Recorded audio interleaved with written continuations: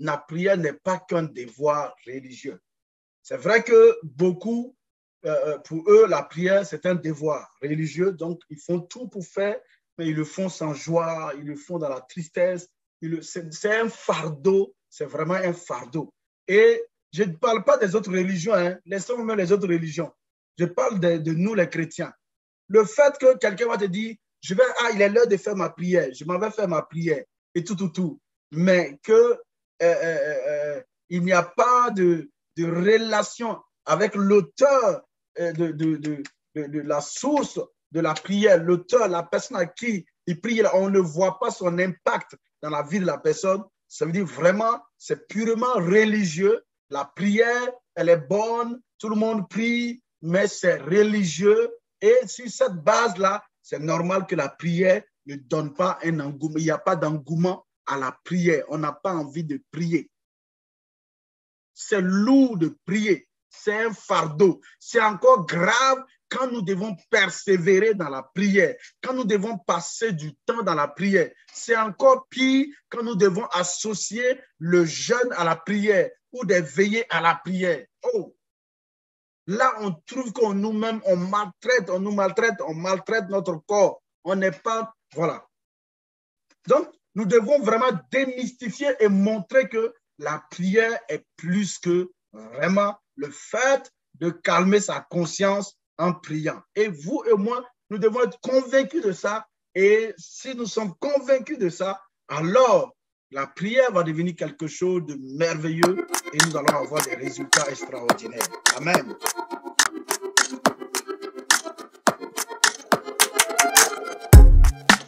Moyen pour obtenir des bénédictions, un moyen pour obtenir des choses auprès de Dieu. La prière est ça aussi, mais pas que, vraiment pas que.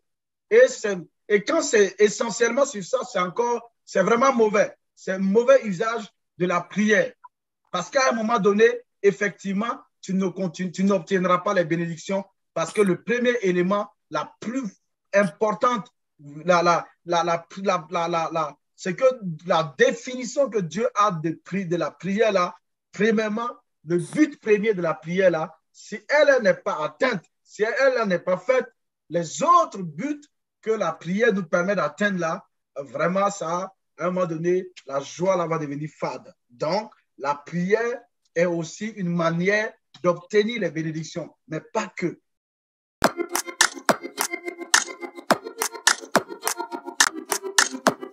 La prière est un partenariat avec Dieu et on va le développer. Et là, c'est là où nous voyons, nous rentrons encore, nous revenons sur le vif du sujet, le fait que nous sommes des sacrificateurs et des rois.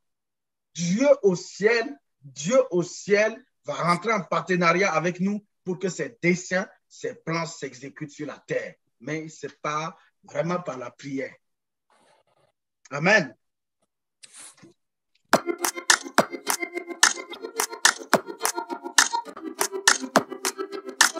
De Dieu, que la prière n'est pas que entrer en partenariat pour que le règne de Dieu se manifeste sur la terre, mais que la prière, avant tout, est un lieu de rencontre. Quand je dis je vais prier, c'est que je vais rencontrer quelqu'un. Mais comme je le dis, je dis que la prière n'est pas qu'un devoir, n'est plus qu'un devoir religieux. Donc, voyons-le d'abord en quoi la prière est un devoir. Et on va prendre juste deux passages qui vont nous aider. Matthieu 6, 5 et quelqu'un nous prépare Luc 18, verset 1. Ces deux passages-là nous montrent que nous devons prier. Donc, si nous devons prier, que le choix ne nous est pas laissé, que nous devons prier, donc c'est quelque part vraiment un devoir. Mais ça ne doit pas être un devoir qui est une charge, qui est lourd, très pesant.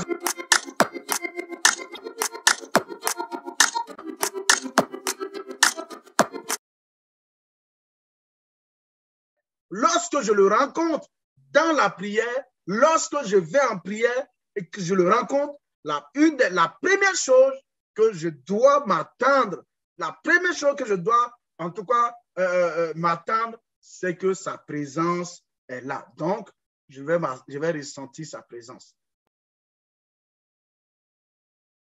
Ensuite, deuxième élément dont on a besoin, quand on va dans sa présence et qu'il nous comble et dont nous recevons sans forcément demander, c'est son amour.